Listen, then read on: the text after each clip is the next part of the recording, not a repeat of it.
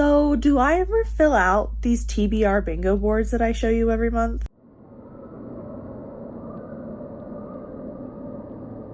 Hello everyone, and welcome to the vlog where we're gonna only do updates about what I finish for my bingo board. So I've been meaning to do these type of updates since I started my TBR bingo game, and I consistently start the vlog and then forget about it. So we're going to try to do my best this month to actually make it happen, since I really have hit a wall with doing wrap-ups for this channel, and I thought maybe this is a way I can update you on what I've been reading and kind of tell you my general thoughts about it without necessarily doing a wrap-up for the month, because it's been really tough doing those lately. I haven't enjoyed making them, so we're going to try this instead and see what happens.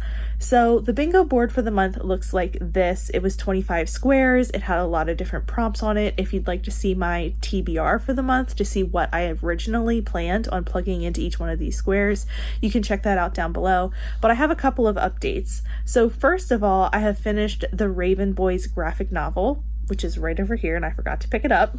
So this is the graphic novelization of The Raven Boys by Maggie Stiefvater, and I decided to plug this into two spots for now: recently hauled and illustrated cover, since this is one of the most recent books I've picked up, and obviously the cover is illustrated, and I absolutely had a fantastic time with this. It is very beautifully illustrated. It just is one of those ones where it feels like the fan art was literally transformed into the graphic novel. I feel so immersed in this story, and I had such a good time reading it.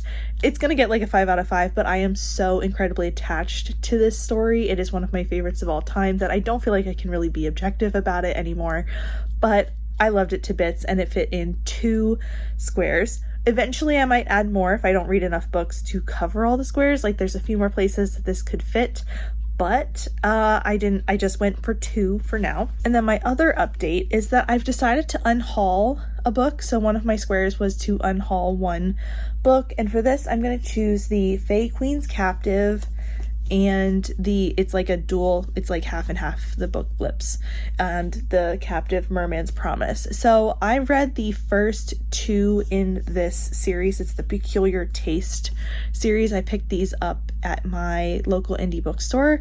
They were used, and I decided I would give them a try since I had heard of them and they seemed like they could possibly be a fun time.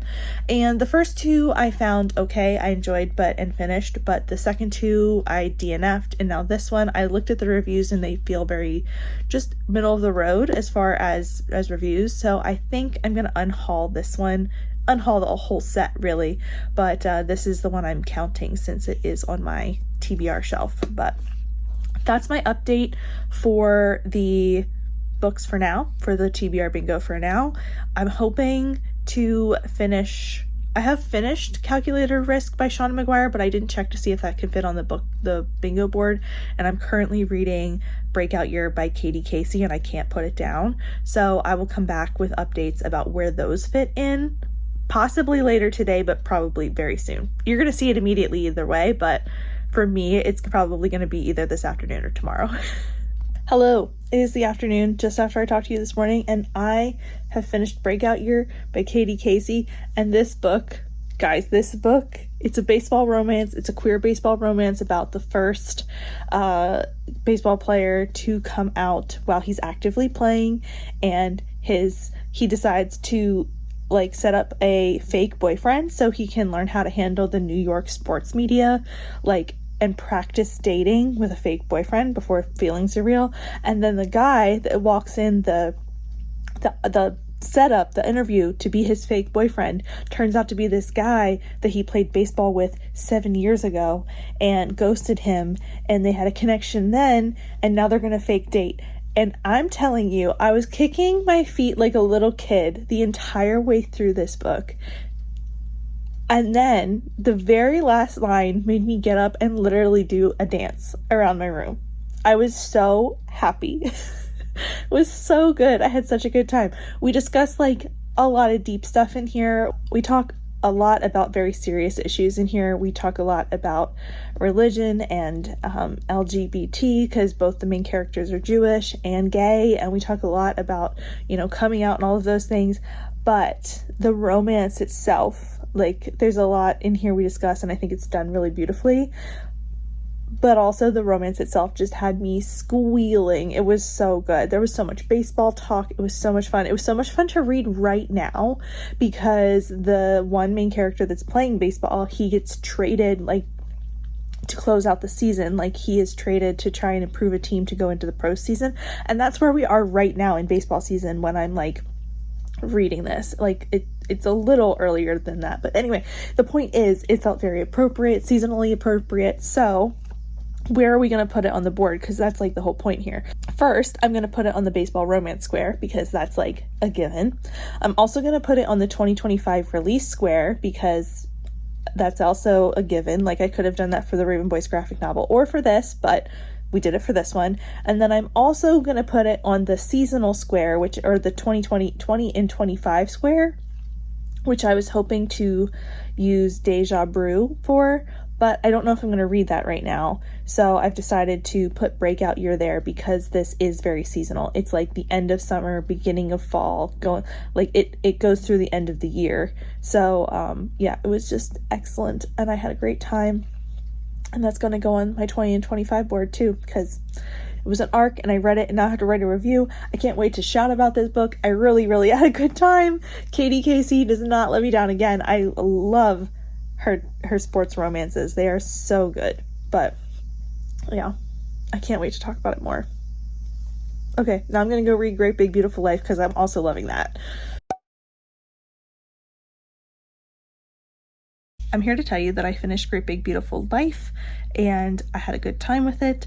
I am going to give this a 4.5 out of 5 stars, and I'm going to put it in 2 spots on my bingo board. It's going to go in contemporary setting because I would argue that this is mostly set in the contemporary. There is, like, a second timeline, but that's not really, we're not really in that timeline as characters. We're more hearing about it. So I wouldn't say that that's necessarily, like, a setting for us. And then my other spot would be Next on Libby, since this came in immediately after the start of September, ended up getting it immediately, so that was my Next on Libby. So 2 bingo board squares down, and then I did, because I did end up listening to the audiobook of this, I decided to put the Raven Boys on the physical read square, and then I've put the Raven Boys and this book on my reduced my physical TBR by 5 square, since they are both physical TBR books that I have read and taken off the TBR. So we are making progress, but that is my update for now, and I will come back when I have another book that I've finished. Hello everyone, so this is a different spot for me to be sitting in because you can't see the rest of my bedroom, but it is currently under construction, I guess we'll say. It's not, we are painting it, and I'm reorganizing some things. So this is a little alcove that I have in this room that hasn't been utilized very well, and I'm hoping to do something to utilize it a little better, but it's where I've kind of tucked my chair to sit, because the rest of the room is just full of all the furniture. We've basically, like, moved away from the walls so we can paint. And this will also be painted.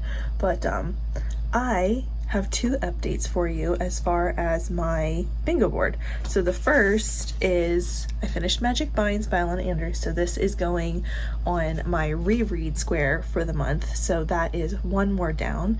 I'm really excited that I did actually reread this.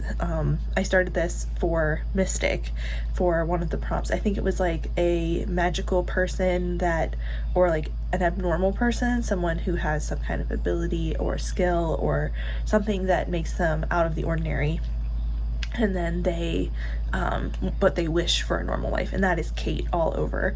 So I reread it for that, and then I put it in the read square, and I didn't have anywhere else to put it since I've kind of covered the other squares that I had kind of thought this might fit for. I had a great time rereading this. I feel like when I first read this series, I had a couple of things that bugged me about Kate and Curran's relationship, and as I've reread them, as I've gotten older, as I've listened to these graphic audios, I feel like some of the inflection is and the intention behind some of the things that I think I interpreted as like weird about their relationship is not how it is playing out this time in my mind and in the audio. So it's like kind of coming me around to their relationship even more, even though I already love them so much. So that's a positive of rereading this, just kind of having a few less quibbles with some things that happen. So I'm having a good time with that. Then I also finished Babel by R.F. Kuang. Babel, however you want to say it. Literally, that's what R.F. Kuang said. I finished this. Finally, I get to wrap up my vlog that was Can I Trust Aoife? And I didn't have this on my September TBR. I knew I was going to finish it in September, but it wasn't something that I really fit on the board and I was carrying over. So the only place that this is going to fit in is helping me reduce my fiscal TBR by 5 books. So that's so far working pretty well because I have 3 down, 2 to go. So those are my 2 updates for you right now. I guess I didn't really tell you what I thought of Babel. I really enjoyed Babel. I think I'm having a little bit, I should have read this book differently. I put too much pressure on myself to read it, and therefore I kept reading chunks of it and then putting it off and then coming back to it. So I read it and I enjoyed it a lot. I saw so much value in it. I saw so much intelligent like criticism and so much like in-depth critique of the of colonialism, of white privilege, of racism and the Victorian times, but also like current times. So just lots and lots of critique and really amazing storytelling in this book, I should say. It's right here. And I had a great time. I don't think I quite had, I think I was holding myself apart from it because sometimes I do this with books and I hate it because sometimes I know I'm going to be emotional about something and it's almost like if I can keep distancing myself from it, either from time or it won't hurt so much. And I think I did that with this book and I hate that, but I still enjoyed it so much and was so affected by it. I want to give it 5 stars, but I also want to reread it and kind of go through it all again now that I know what happens and kind of just experience it again. So Babel will be a reread for me at some point, but it is also a 5-star. So a very interesting book. A weird reading experience for me personally. But yeah, that's my update for right now. Hello, good morning. So I have finished Kindred by Octavia E. Butler. This was a reread for me, but since I already covered my reread space, we are going to cover this with book club pick because I read this for I'm taking a class with my local indie, and this is one of the books we had to read for that. And then also historical fiction because of the reasons I talked about in my TBR, that this is set in the 1970s and the early 1800s. And therefore both of those timelines are historical for me at this point. So, and then I did look on Goodreads and historical fiction is listed as the top genre for this, which makes sense. But for me, it also meant sci-fi because we're doing time travel, but I think the main focus is the historical aspect, obviously. So in Kindred, we follow Dana as she's a Black woman from the 1970s. She is transported back in time to the early 1800s, and she saves a white boy's life, and she figures out that this boy is her ancestor. And she goes through many back and forths between her present and her past, and has to save this boy over and over. And she's grappling with the fact that he owns slaves, he is, racist towards her and treats her terribly, but also he is her ancestor, and what happens if she doesn't save him? Will she exist? So that's like the A plot of this story, but there's also so much going on in here as far as discussions of slavery, racism, all of those things. And it's a very heavy book. It has so much going on in it that I didn't catch the first time. I'm really, really glad I reread it because this happens to me personally a lot on initial read, that I'm trying to figure out what's going on in the A plot and I'm following those characters and those discussions, but then there's usually more subtle things going on below that in the storyline that I maybe don't catch. And I see a lot more on reread. I was focused a lot more this time on the kind of the I don't know what it's called, but the fact that Dana being like ripped away from her home and her family and her life and transported back in time, and having to view slavery like firsthand, see it and experience it, is such a, like, is it an allegory? Is it a symbol? I can't think of the word, but it represents so much of what happened to enslaved people and during the enslavement process. And it's just like the loss of control, the uprooting, the shock to be put in this terrible system. And yeah, so I noticed that a lot more throughout the book this time, and it was once again very heavy. I think it's even heavier when you go through it a second time and you know how it's going to end, because it is very brutal. But I found a lot of value in it, and I would still rate it 5 stars on reread. So I am going to discuss that at our book club tonight. And I also I think I have at least one bingo at this point, but I need to focus on the top and the side now because most of the middle is filled in, and I would like to get some more bingos. I'm trying to balance reading a lot this month, which I already have done, and giving myself little breaks here and there because I don't want to burn out. I'm really excited about the October readathons, and I don't want to get burned out by reading this month. So that's my update for now, and I will see you all when I finish another book. Hello everyone, and welcome to my in progress, still moving furniture around bedroom. So there are some things that are still moving around into new places, so this is not going to stay here and such, but I have about a week's worth of updates for you in regards to my bingo board and books I've read that I want to do really quickly. So first, I want to say that I ended up soft DNFing Never Whistle at Night, and this was supposed to be in my Indigenous author spot, so I'm soft DNFing this. I am finding the stories really interesting. I'm enjoying them, and I'm finding them to be very scary.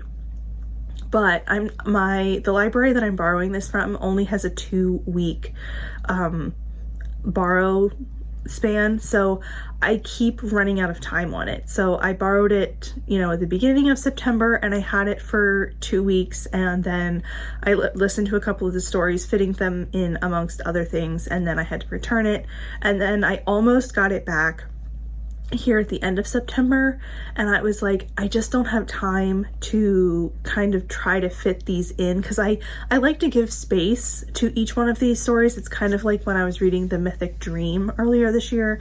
I like to give each of these stories space to breathe and to really be enjoyed.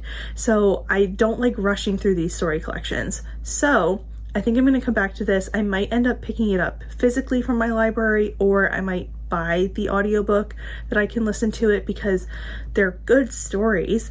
I just am not able to kind of consume them as quickly as my library demands because of the 2-week return window. So that's the first update. Then I also read and finished Magic Triumphs by Ilona Andrews, which means that my reread of the Ilona Andrews series is complete. I'm so excited. This is the final book, and there's so much that goes down in this book, and I really, really enjoyed it.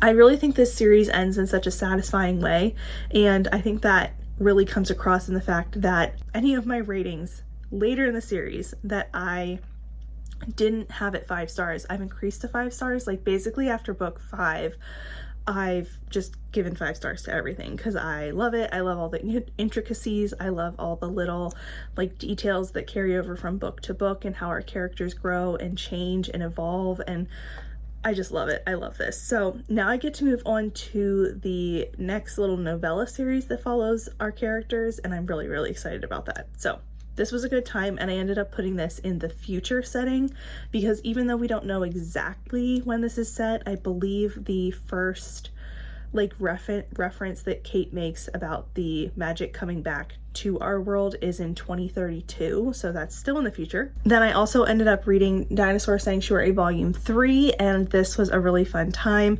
I ended up vlogging this for another project, so I'm not going to say too much about this, and I don't think I could say much anyway because it is the third volume of a manga series, but I did enjoy it. I had a good time, and I can't wait for the next volume. Then I am going to break the rules a little bit. I don't know, this isn't breaking the rules, but I feel like it is, but it's my game.